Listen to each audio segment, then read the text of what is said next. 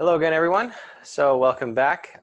In this lecture, we're going to be continuing the themes that we developed in our first examination of Genesis, which included the examination of the foundational principles that we established, that God is outside of the universe, outside of space and time, and so therefore is not anything, any one object within existence.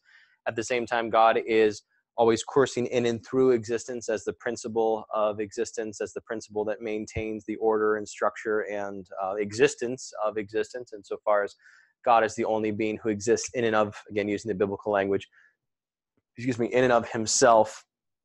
And then so everything else borrows from that existence, that everything is fundamentally good. So there's not one area of the cosmos, there's not one thing that naturally exists, that exists as it was intended to exist, that is evil. That's a human creation. So those are the three fundamental principles, which are going to have massive ethical implications and political implications, right? Insofar as your highest good from this perspective cannot be conceived of as anything in space and time. And that's going to include the state.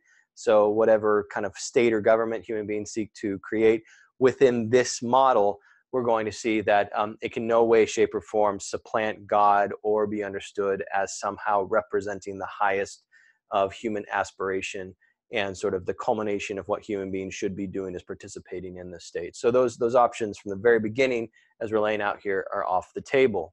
Now, what I wanted to do with this lecture is to trace what happens after that fateful bite of the fruit in the Garden of Paradise, which, as we talked about last time, introduces sin and introduces death, both in a literal sense in the biblical context, so now human beings now die, but also in a spiritual sense. Basically what human beings have done from the perspective of the text is sort of torn a black hole, if you will. It's an anti-existence within existence in which something other than God can have life. Now, I may have brought up this example before, and I'll certainly bring it up again, but if we need an analogy to think about what that looks like or how we possibly conceive of that, because it sounds very strange that there's sort of an absence of life in life itself that has its own sort of existence to it, think of the nature of a lie. So the truth can exist without a lie, right? The truth is just what it is. It doesn't need anything else. It's not contingent upon any other thing. It just is. So when you're telling the truth, you're just stating what is the case, no matter what that may be. A lie, however, is parasitic. It depends upon the truth in order to exist. So you can have a truth without a lie, but by definition, you can't have a lie be a lie without the truth. And so the lie sort of needs the truth to exist in order to have its own existence. So in that sense, a lie doesn't really exist, right? It's an absence. It's a hole in the truth. But of course, it has its own kind of life to it, right? It has its own kind of dynamism, its own kind of being. And that's the sort of the form that we see evil take from the biblical text. I'm drawing on ideas here that are developed by later theologians, but you can see it clearly in the roots of what's going on in Genesis. So that lie, in a sense, gets out of control. It spreads like a virus, and that's what we'll pick up now. So remember, Adam and Eve are in the garden, and Eve partakes of the fruit. Adam's there. He's just as culpable as Eve. He takes it. The first thing that they do is they realize that they are what? That they're naked. Now, interesting. Remember, they were naked in an ontological sense before, right? It's not that all of a sudden they became naked. They've always been naked, the text made clear. But now what do they see? They perceive things differently. Now, that's important because reality itself, that which God creates, remains good. It can't not be good, right? God created it. What changes now comes from within the human heart and the perception of it. So we perceive differently from the perspective of the text. And now, given that we perceive things through the prism of evil, something that we've created, now we begin to interact with reality in such a way that leads to its destruction rather than to its maintenance and to its flourishing. So the first misperception that we see in the text is that a woman and a man look at each other now and they see each other as problems, as something to hide from. Now, again, what we're talking about here, the basic building blocks of existence here, man and woman not only understood as two characters in a story, but also the condition for the possibility of new life. And the text has also very clearly said to them in it, using the voice of God in the text, be fruitful and multiply. So now the heart of the family, that which is necessary to create new life, are at odds with each other. So the most basic building block of life and of new life, the family, is now going to be at each other's throats in a certain way, literally, when we see this with Cain and Abel. So what happens with sin is the breakdown of everything. Where God spent, where Genesis describes God taking, going day by day by day, putting layer after layer after layer after layer of reality and making it all fit together into one harmonious structure of existence.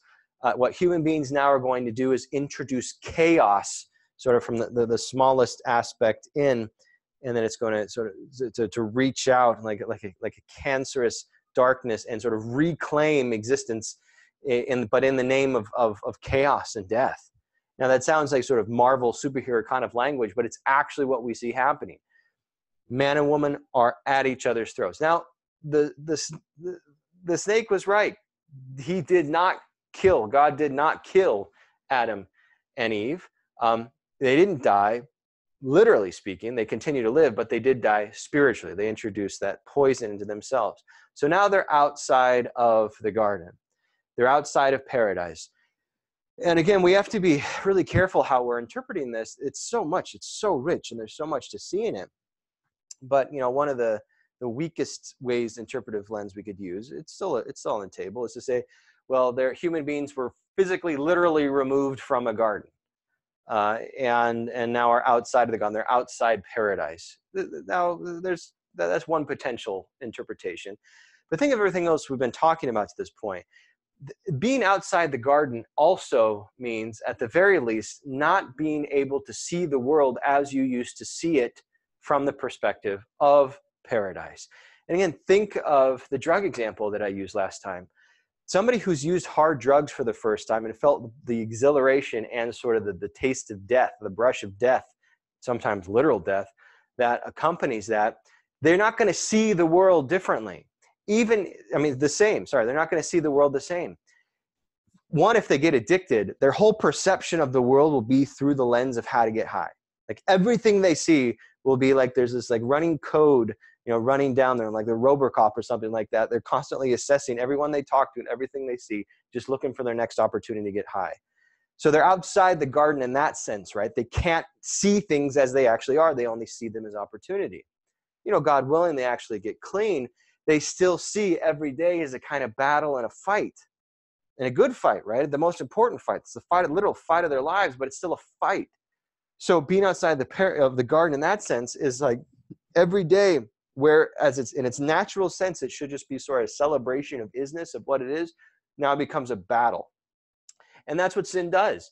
Sin creates that battle for human beings where nature and humanity were all united. They were different and there was a hierarchy, but they were all united. Now things are hard. In fact, that's the punishment that we see that the human beings get when they're kicked out of the garden. Life is going to be hard. Even the production of new life is going to be hard.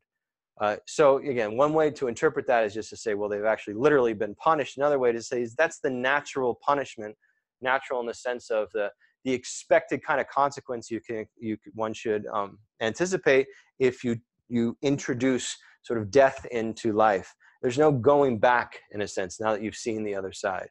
And life becomes a battle where it should have just been a kind of celebration. So what happens? Adam and Eve are now at odds with each other, at least to some degree. They produce new life. Cain and Abel, what happens? Brother versus brother. The first murder in the story is a murder of a brother killing a brother. Cain kills Abel out of what? Out of jealousy. Now, it's crucial here that there was no competition for resources. There was no competition. They were not engaged in a life and death struggle where, we see in nature where we can kind of somewhat understand the brutality. Like, nature's brutal, right? The brutality we see in nature, if you see it through the lens of the competition for resources and mates and things like that. So violence is given a kind of logic to it that sort of maybe takes off the edge. But in this, we see it's just pure jealousy. It's totally unnecessary. And we have a brother killing a brother with his own hands because he's jealous. Now, again, we can say, well, it's just a story. We're just reading this story. What does this have to do with anything? Well, there's this. That happens every single day across the world many, many, many times. One of the most common forms of violence, if not the most common form of violence, is domestic violence, different forms of it, where you have people who are together in ideal form for the express purpose of supporting each other and loving each other, are actually literally killing each other every single day. Every single day. You certainly have fratricide, killing of father. You have matricide, the killing of mother. You have infanticide, the killing of young children. It's everywhere, right? And so this one thing that Genesis is pointing to, the killing of a brother and a brother, is meant to signify, among other things, this is not natural. That's not how things were intended to be. That human beings would, in the family unit, succumb to hate each other so much that they'd be capable of killing with their own hands somebody who shares their blood. So blood kills blood.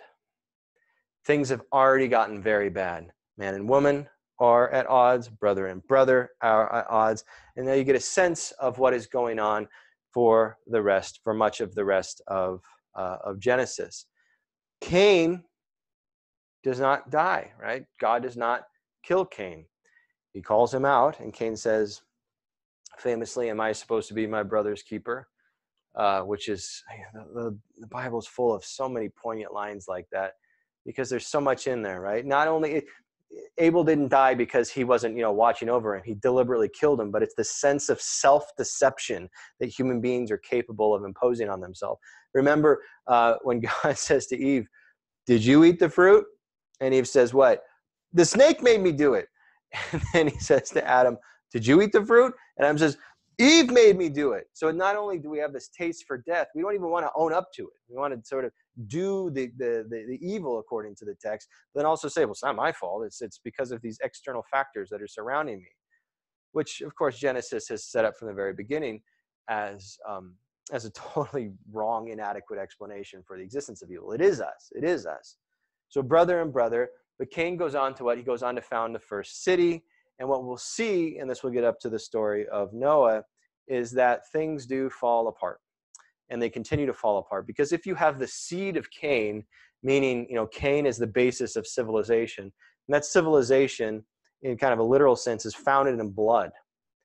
And so that's gonna sort of ripple through. Now, what this phenomenon is later going to be described as, is, especially specifically in a Christian tradition, is called original sin.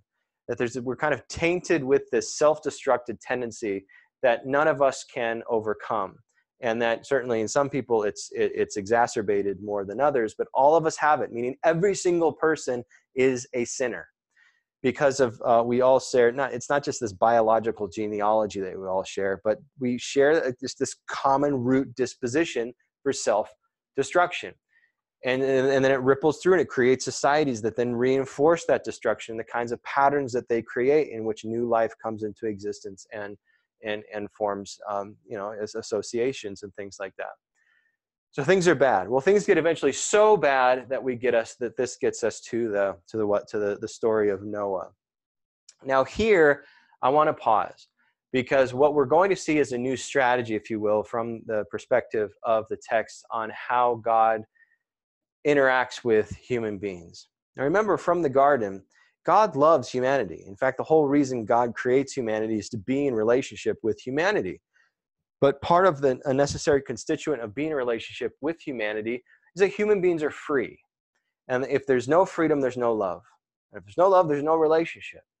So then the biblical question becomes, how can God, who is all-powerful and has all the other attributes of God, how does God be in relationship with humanity in such a way that one recognizes their freedom, but also calls them back to a kind of sanity, to a kind of healthfulness, to a kind of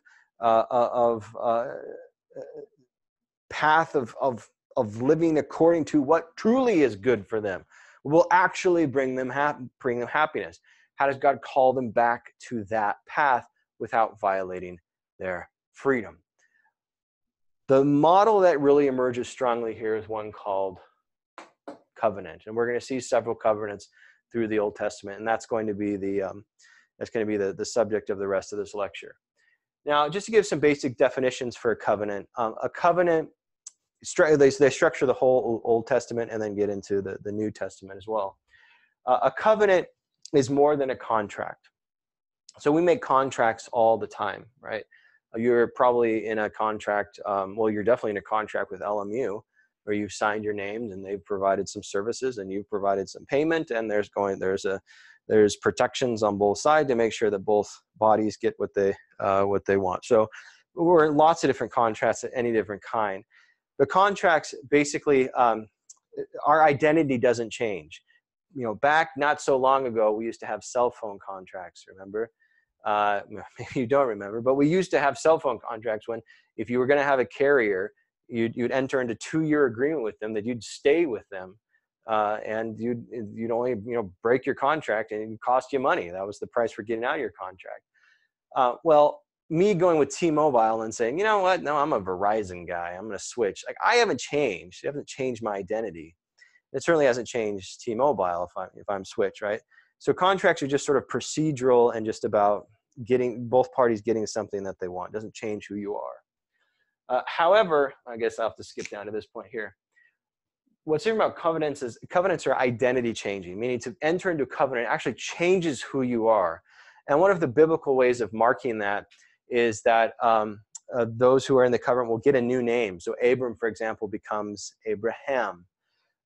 So the identity of those who are on the who receive the covenant, who receive the covenant changes. But notice here, the identity of God also changes. Now, not in an ontological sense. Not, God doesn't all of a sudden become different, because that's impossible, metaphysically speaking. But the perception of God, and especially how human beings perceive God, does alter in this particular sense. God becomes the God of humanity. Now remember, God is God here in this text. So God is sovereign over all of the cosmos, and over all the cosmos, God chooses to enter into a covenant, first with humanity, and then with the Hebrew people, which we will get to. So that makes God a personal God. That makes God a God for humanity, which is not necessarily intrinsic in the idea of God itself. God could exist and be all-powerful and even have a will and all of that, and not be for humanity in particular. But the God of the Bible is for humanity in particular. And so that, in a sense, changes God's identity. It's also, a covenant is also between unequals.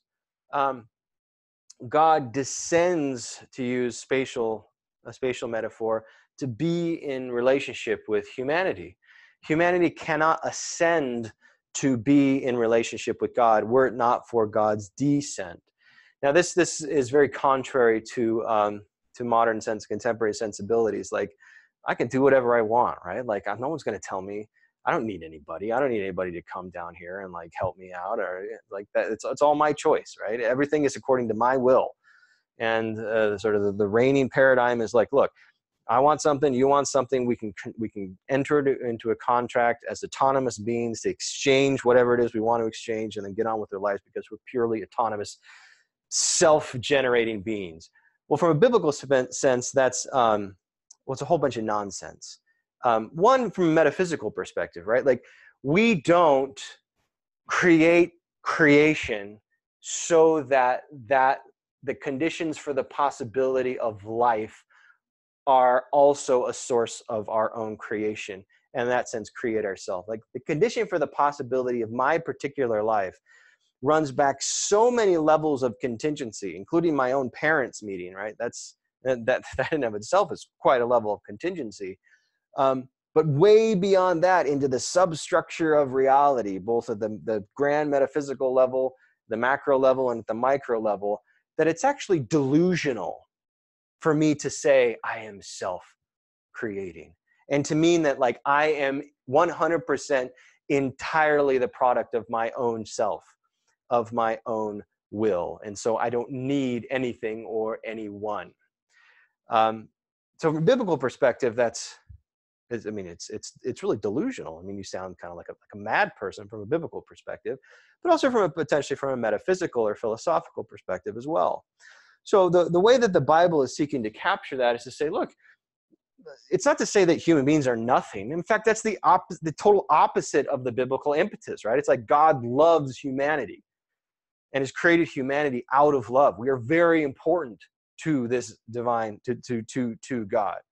But there's a fundamental ontological difference that human beings, even, and we'll see this as Genesis develops, that human beings are not gods.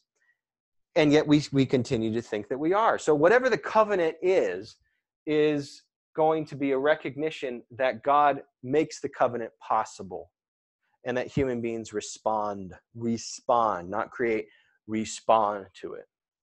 Finally, the major sort of constituent of the covenant, sort of what it feels like, what's going on in the covenant, is one of promise.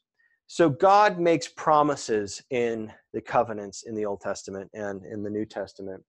And then the proper response is one of trust. Now, trust also is an idea that's alien to a contemporary sensibility, because trust signifies a kind of ongoing connection to somebody outside of a specific act.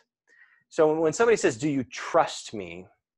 right? What they're really saying is, do you think that I am who I say that I am? Why? Because if you trust somebody, what you're saying is that, look, maybe this is even based on past things, right? Of course it can be based on past evidence. So you have reason to trust. And that's included in the biblical concept as well. But what it's saying is, come what may in the future, I believe that you are who you say you are and that you're good. And so I trust that you are doing this for my good.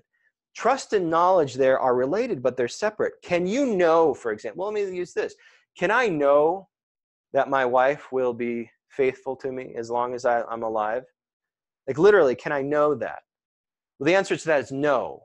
Not in a spatial sense, right? Not in an empirical sense. I'm not a soothsayer. I can't see the future. So I can't know that she won't be unfaithful to me. I simply can't. But is it therefore reasonable for me to say, well, therefore I don't trust her because I can't know it. I therefore do not trust. No, it's not. Why? Especially within a biblical context. One, because I know who she is. I know who she has been.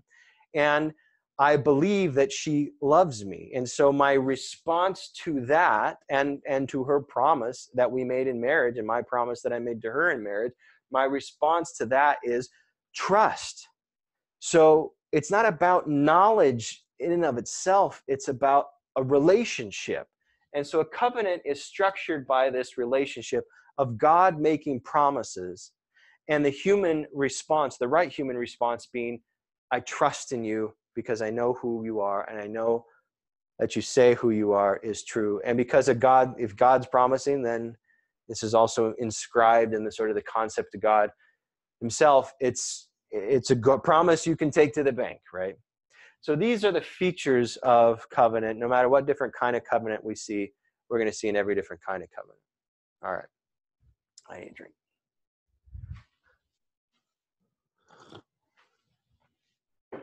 All right. Now, that doesn't mean that there aren't different kinds of covenants. So we're actually going to see that of all the different covenants that we can take a look at in the Old Testament, they're going to potentially fall into 4 different categories. So we'll call this the covenant categories.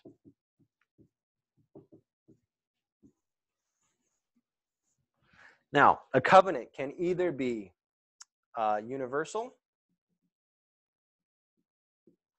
or it can be particular. Now, what this means is either a covenant is offered to all of humanity or something other than all of humanity. It could be a large group, but by definition, we're saying in the differentiation between universal and particular, it's not offered to everyone. So a covenant is either universal or not universal, and therefore particular. A covenant is also either unconditional or conditional. Now, what that means is that to be in the covenant, to be in that relationship, either there's no conditions attached to it, or there are some conditions attached to it. So this creates a kind of grid in which, with uneven boxes, sorry about that, which we can use to locate the different different covenants we're going to see emerge. So this will get us back to Noah. So things get so bad in Genesis after Cain founds a city and things just degenerate from there, that basically what we get is a creation part 2 story. So God wills to destroy all of humanity except for the one righteous person and his family who are also deemed righteous. Righteous meaning rectitude, meaning rightly living in relationship with God. And then a representation of each form of life. So this is the famous Noah's Ark story. So we have the 40 days and the 40 nights, and all life on earth is destroyed. Noah is then rescued because Noah has been obedient and followed God's direction and built the ark, and because that saved family and saved his life and saved his family's life and saved life itself, insofar as there's representation of each form of life that gets to reemerge from the ark. Okay, after that we get the first covenant in the Old Testament. God establishes a covenant with Noah in which God says, I will never do this again. I will never destroy life again. So God makes a promise. And the sign of that covenant is what? It's a rainbow. It says God puts the arc of his bow across the sky. So then the question becomes, well, what kind of covenant is that? What kind of promise is that?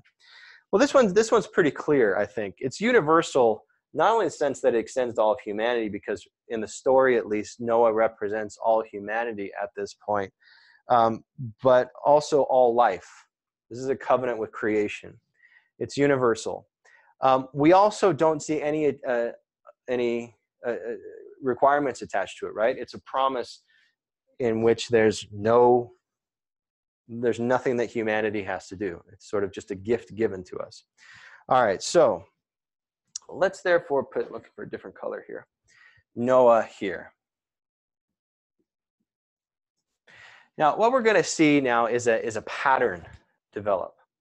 And this pattern is going to sort of replicate itself. Now, the Old Testament is an extremely rich document.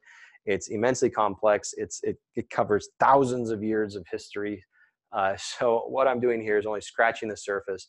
But I do think that this pattern holds throughout the Old Testament. It's one way of structuring it, according to these covenant categories. And what the pattern is we see a new opportunity, the potential for new life, and then a fall, a human-caused fall as well, which is just sort of replicating what we see in Genesis, right? Pure newness, pure opportunity that human beings then destroy with bringing sin into the world. We're going to kind of see that replicated now in the covenant structure. Well, Noah.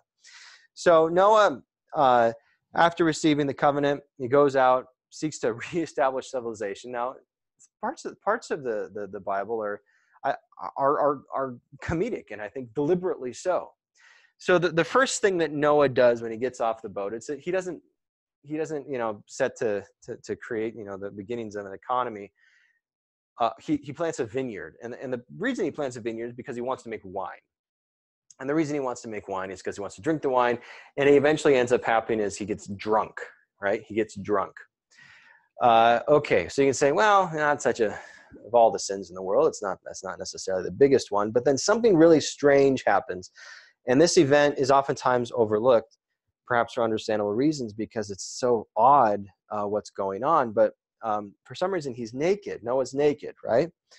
And one of his sons ends up seeing his nakedness, excuse me, as he's attempting to cover him up, and then Noah wakes up and he's in a rage, right? So it's a very odd scene.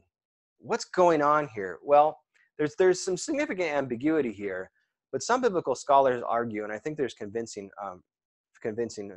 arguments behind this interpretation, is that what the scene seeks to capture is not only that Noah got drunk and Noah ended up naked, but that there was some sort of sexual activity that took place as well between Noah and his sons, or one of his sons.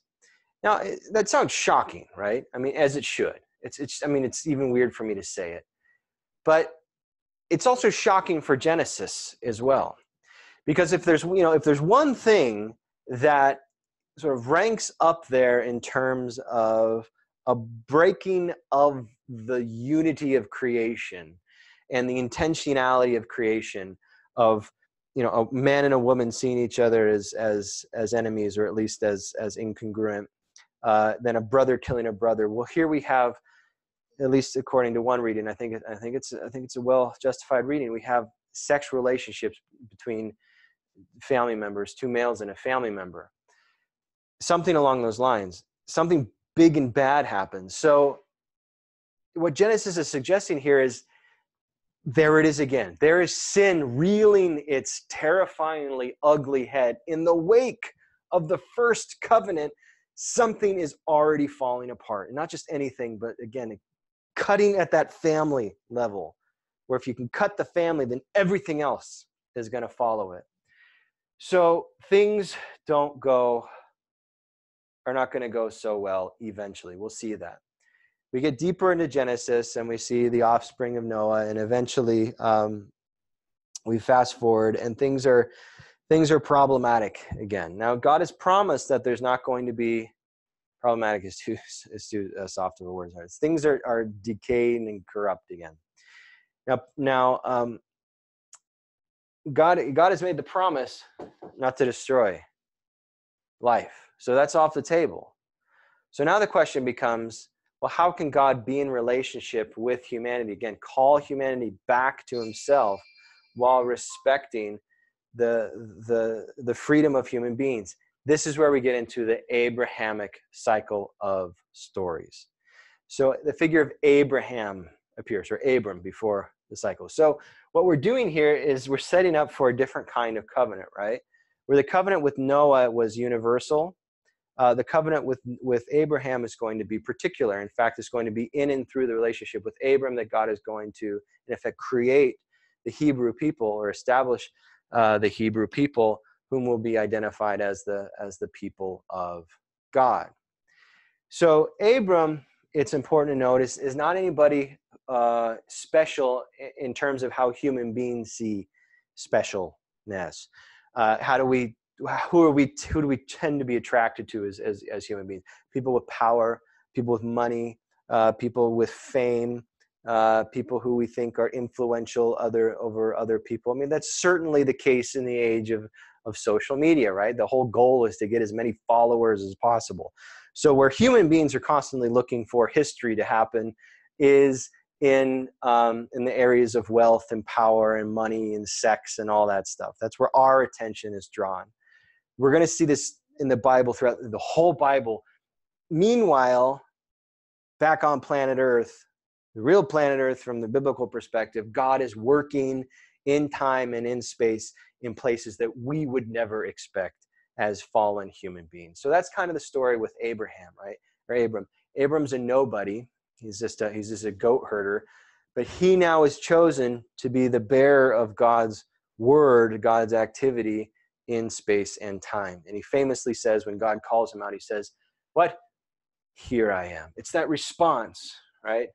Here I am. I'm not trying to hide. I'm not trying to think of when God asked Adam and Eve, where are they? They hid, right? Which is an insane thing to do. If you really believe that God exists, right, you can't really hide from God so well. Doesn't mean we're not going to try as human beings, but it doesn't make much sense. So this is a hopeful note that instead of hiding Abram says, "Here I am." And this is where we set up the next covenant God says, I will be your God and you will be my people. And he says, and through you, it will be generations of, you'll be fruitful and you'll be brought into the promised land, you'll be generations from you. And this is crucial. And through you, he says, all nations will be blessed. All nations will be blessed. Hold on to that. So what we have here is a particular covenant with Abraham and Abraham's descendants who will become the Hebrew people. So then the question is well, is it unconditional or conditional? Now I'm going to put it in the unconditional category. Why? There is one condition, and the condition is, I don't know if condition is the right word. There's one sort of sign of the covenant, and that's circumcision, that men will be circumcised. And of course, that became one of the defining physical features of being within the Hebrew community, is that the males were circumcised. So that becomes part of the covenant. But it doesn't require any form of worship, and it doesn't require any form of moral activity beyond that. So really, circumcision, my argument is more of just it's a symbol. It's an important symbol, but it's not calling for a particular kind of response, either in terms of worship or in terms of action. So let's put Abraham, my red pen go, here. And again, his name changes from Abram to Abraham. Now, it does say in the text, and I highlighted this before, that it is particular, but through you all nations will be blessed. So this signals a new strategy, if you will. And again, you can say like, but how can we be understood as God changing? We're free in the biblical text. Human beings are free. So human beings are the ones who are changing. And so things look different from our perspective because we're changing things, though God remains the same. So it's the same God calling the same humanity to the same relationship, but because of different circumstances on the ground due to our own choices, the approach differs on our end, which creates the appearance of God being different. But God is actually not different. God is the same and desires the same thing from us, which is to love him, which is our happiness, right? So we have to be careful with the theological language that we use and map that carefully onto the biblical language, where it can sometimes seem like the Bible is saying God is sort of like, what's my next move here? Theologically, metaphysically speaking, that's not the case, though narratively, it can help communicate the idea more effectively. All right, so particular and unconditional. Now, these covenants do not change.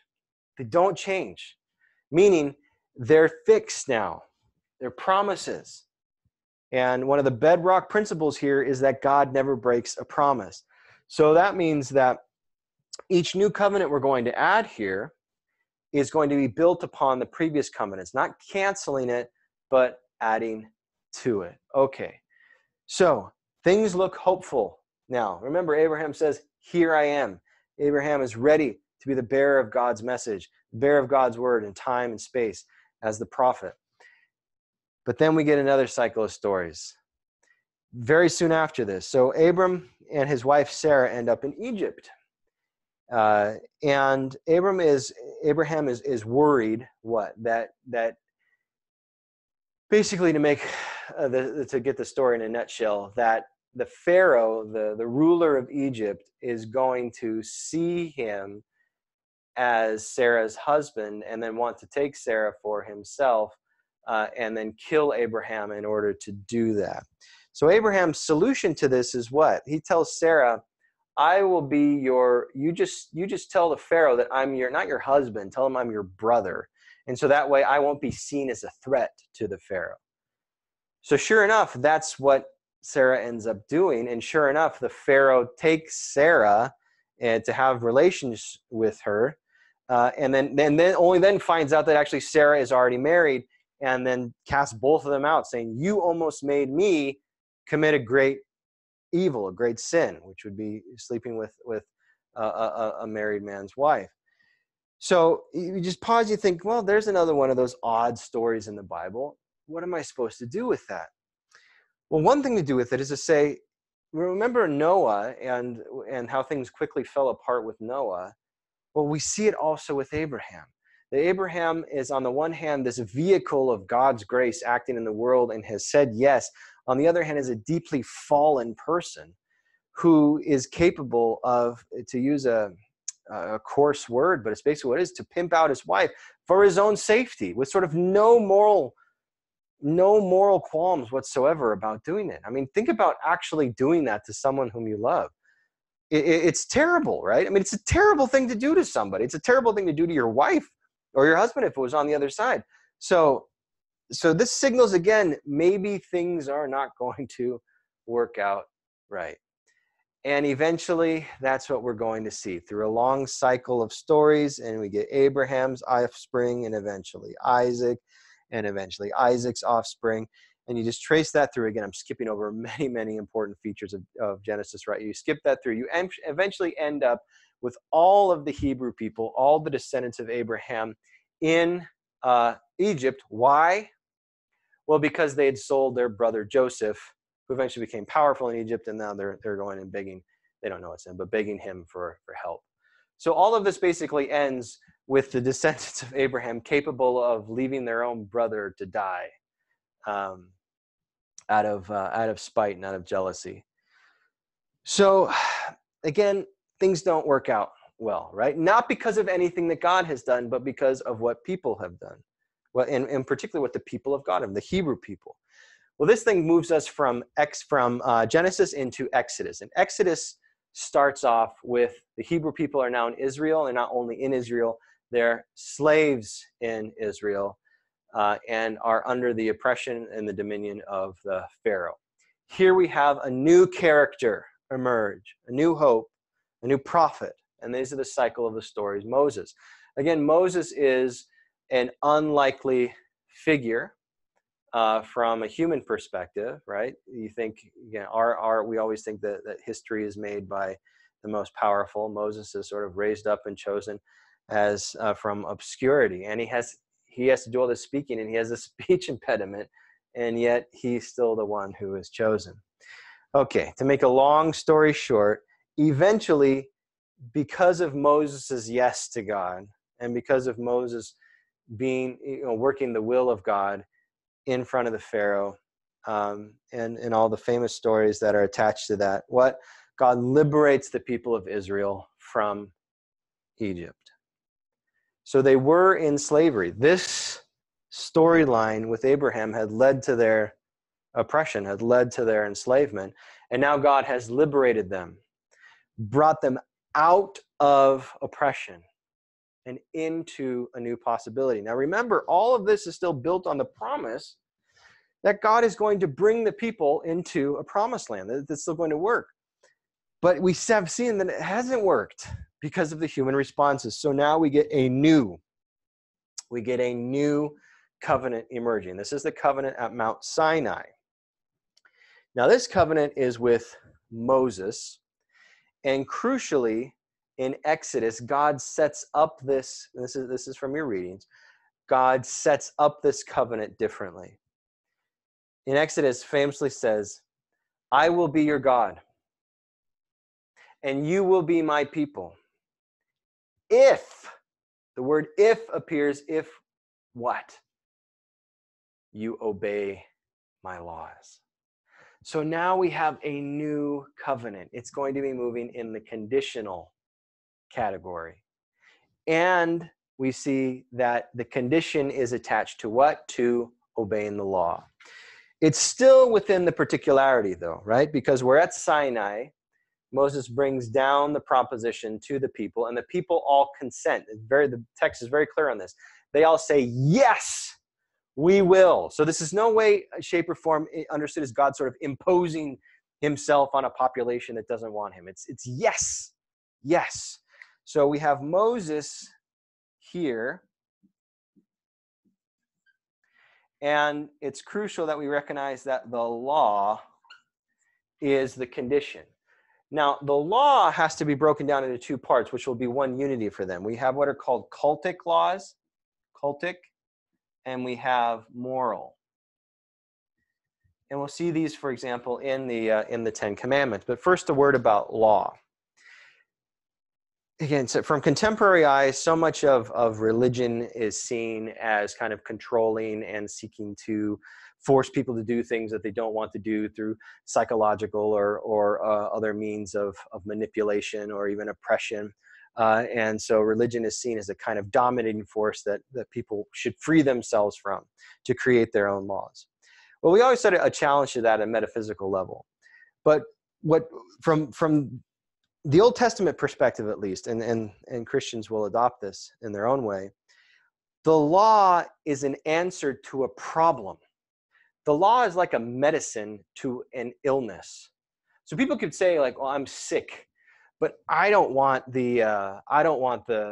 some doctor to come along and force me to take antibiotics, and then I have to take them twice a day, and they have to be this dose and for this amount of time. Like, who is he to come, or who is she to come and make me take these drugs?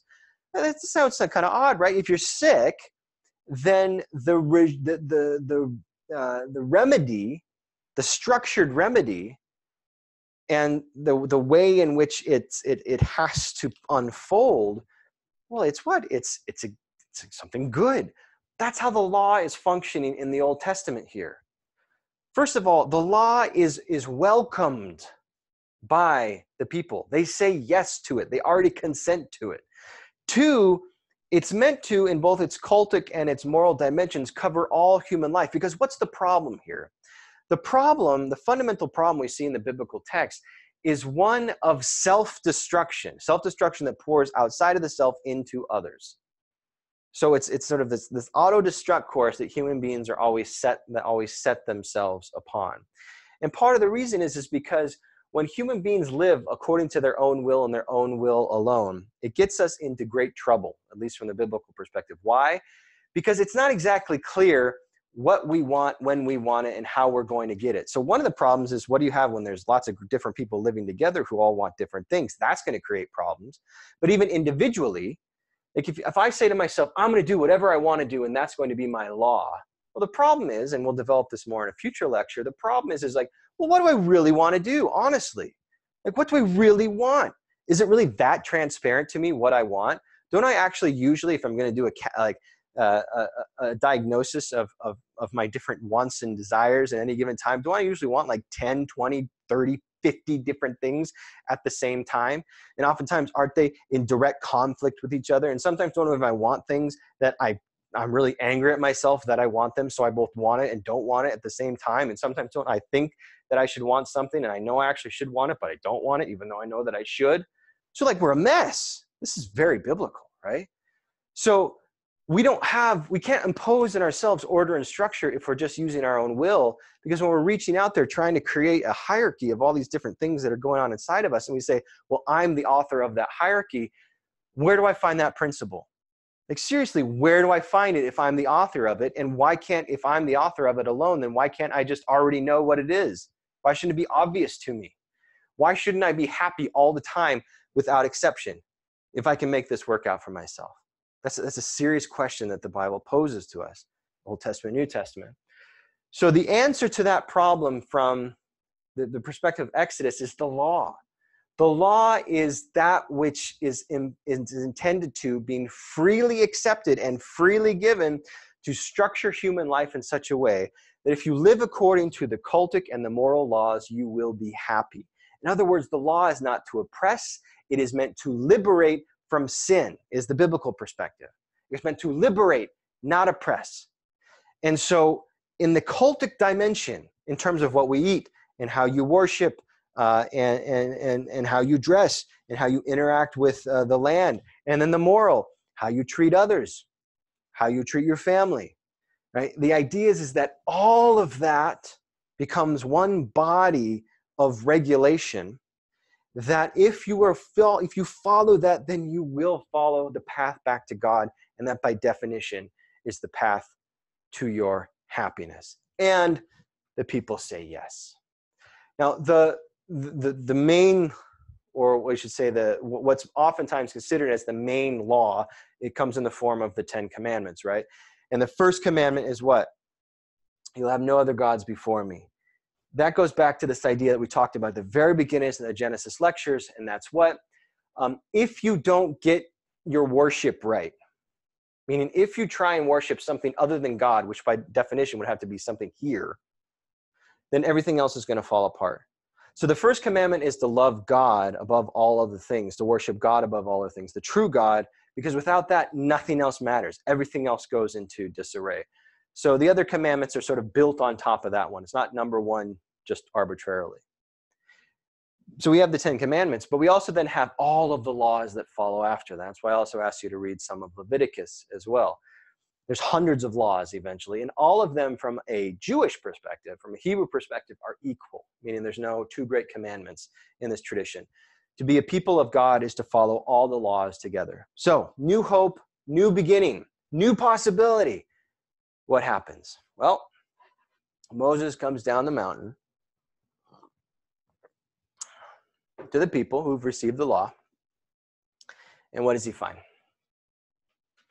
They have, sorry, it's a comedic scene. Like they've just agreed to follow the law. They've heard the commandment. The first thing they do is they literally build a golden calf, baby cow out of gold, and they're worshiping that. So the one thing they weren't, the one thing at the very top, like they can't even get that right for the first honeymoon period of being in this new relationship with God that they've asked for. That they've been offered and they have accepted. So what that shows is that, you know what, maybe this isn't going to work out. And that's certainly what we see in these cycles of stories from Exodus and Leviticus. We see that the people of God are a rebellious people, are a hard-hearted people, are a people who sort of take the gifts as if they were entitlements and then throw them back in God's face over and over and over again. And then what you have is you have Moses and then eventually the other priestly figures always calling people back to the covenant. That starts off early. It starts off early in the cycle of stories. Come back. This is the covenant that God has made with us, the covenant that we've agreed to.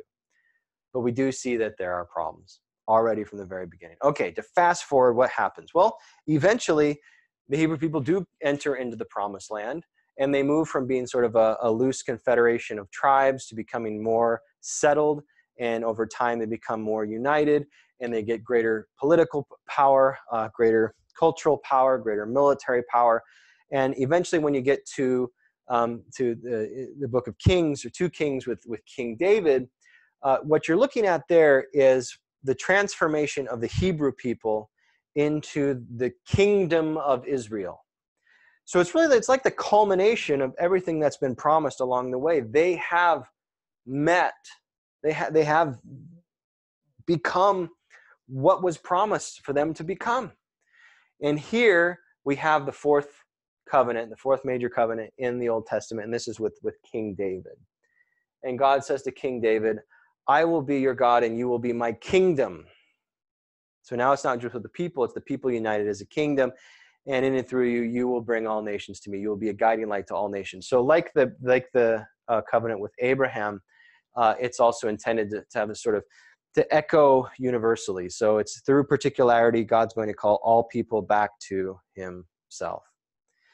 Now, we already know that David, this wasn't in your side reading, but perhaps if you have some biblical knowledge, you notice that David is not the perfect figure, right? David has a woman that he falls in love with, has her husband killed so that he can be with her. So this is a deeply flawed figure as well, but also appears to have a real desire to be in relationship with Yahweh.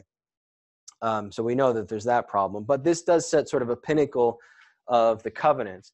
And it's back over here. It's particular. It's with the kingdom of Israel now. And like the covenant with Abraham, it appears to be unconditional. Okay. So 4 covenants: Noah, Abraham, Moses, David. How's this one hold out? Well, not well, right?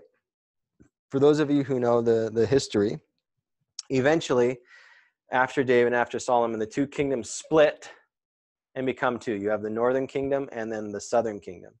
The northern kingdom is Israel, the southern kingdom is Judah, and they split because of why? Internal division. So Israel already is now split. It's broken up. The kingdom of Israel is now broken up. What eventually happens is the Israelites are conquered by a foreign people. And I'm might get this wrong. I should be looking at my notes, but I think it's the Babylonians or the Assyrians that take them over. Anyway, so what happens is there's a series of different civilizations that first of all takes the northern kingdom, and then that northern kingdom never returns. The southern kingdom, Judah, and this is where we'll eventually get the term Jews, who are the residents of Judah. This is where Jerusalem is. That stays around for some time, but it too is conquered by civilizations. Eventually, they're carried away. The first temple is destroyed. The temple where God is now located from the Ark of the Covenant come to sit in Jerusalem, where the temple was built around that. It's totally destroyed. Then they're allowed to come back. The second temple is rebuilt, but then they're taken over again. Eventually, they get taken over by the Greeks. This is important because the New Testament, because we're getting closer and closer to New Testament times, the New Testament is written in Greek, so they're taken over by the Greeks. And then the Greeks are taken over by whom? The Romans. And so now, they're taken over by the Romans. So now we're sort of fast forward all the way up into the time of Jesus. Now, throughout this whole process of dissolution with them, and these are real historical events. So think about the destruction of the temple, the first destruction of the temple. The second one gets destroyed after the death of Jesus, I think 70 AD. But the first destruction of the first temple, think of how traumatic that is for the Hebrew memory, right? That the God who has promised all of this and who's brought them into the promised land allows for this to happen, to the very seat of God's presence on earth, dwelling there, where the Ark of the Covenant again has come to dwell. That's sort of the portal between heaven and earth, the bridge between heaven and earth is destroyed. Right? It's a question of, sorry, I got to get this. All right, sorry about that. I'm back. So I left off saying just how traumatic it would have been historically, because again, this is theology and history sort of intertwined here in the Old Testament, how traumatic it would have been for that first temple to have been destroyed. However, and this is something that we see particularly in the books of the great prophets, the northern prophets and the southern prophets, this always remains in effect, right? The fact that God never abandons God's people, never abandons his people. And what the prophets are constantly doing, each in their own way, is calling the people of God back to the covenant, back to the fidelity to the law, back to the recognition that this is the God who has liberated them in and through Moses, and who had gave them the kingdom through David, and who established them in Abraham, and his relationship with all humanity through Noah. So what this is setting up is the bridge between the Old Testament and the New Testament, because remember, Christians take the Old Testament also as sacred scripture. Jews only use what Christians call the Old Testament. For Jews, the Old Testament is just the Jewish Bible, the Hebrew Bible. Christians will recognize the Old Testament as leading towards or culminating in the New Testament, which is specifically about the story of the life, death, and for Christians, resurrection of Jesus Christ, and then the formation of the early church.